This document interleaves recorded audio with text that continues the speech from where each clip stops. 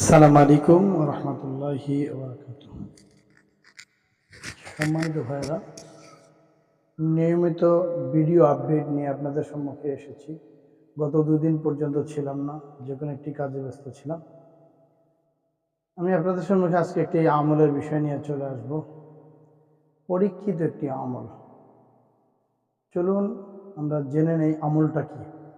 আমরা অনেকে বলে থাকি যে আমাদের জীবনের নিরাপত্তা কিভাবে হবে, জীবনের নিরাপত্তা, চলার ক্ষেত্রে নিরাপত্তা কে দিবে, কিভাবে হবে।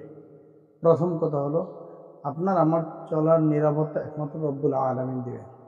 রব্বুল আলামিনের উপর যদি ভরসা করি, সেজন্য রব্বুল আলামিনের উপর ভরসা করার একটা সিস্টেম আছে।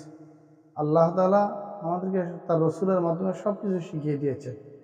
আমরা যদি সেই রসুলের শিখানো পথটা অবলম্বন করতে পারি, তাহলে আমরা একমাত্র নিরাপদে চলতে পারবো, নিরাপদে থাকতে পারবো, নিরাপদে খেতে পারবো।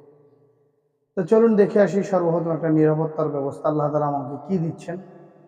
কোনো ব্যক্তি যদি ঘর থেকে বের হওয়ার সময় ডান পাও দিয়ে বের হয়, ভালো নিয়াত করে বের হয় এবং এই দোয়াটা পড়ে, বিসমিল্লাহি তাওয়াক্কালতু আলাল্লাহি লা হাওলা ওয়ালা কুওয়াতা ইল্লা বিল্লাহ।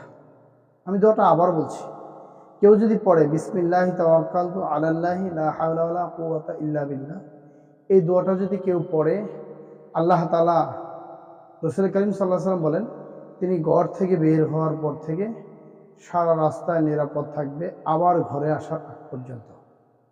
আবার ঘরে ঢোকার সময় যদি কেউ সালাম দিয়ে ঘরে প্রবেশ করে, তখন ওই ঘরের মধ্যে আল্লাহ তাআলা রহমত বর্ষিত করে দেবেন।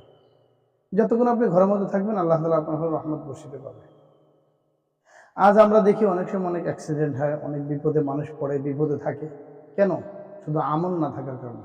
তাই চলুন আমরা প্রত্যেকে যখন ঘর থেকে বের হই, এই দোয়াটা পড়ে বের হই, বিসমিল্লাহি তাওয়াক্কালতু আলাল্লাহি লা হাওলা ওয়ালা কুওয়াতা ইল্লা বিল্লাহ। যখন এই দোয়াটা পড়বো, আমার জিম্মাদারি আরেকটা আল্লাহ তাআলা হয়ে যাবে। সাথে আমরা আরেকটি কোরআন আয়াত পড়ব, লা ইলাহা ইল্লাহু আলাইহি তাওয়াক্কালতু ওয়া হুয়া রাব্বুল আরশিল আযীম।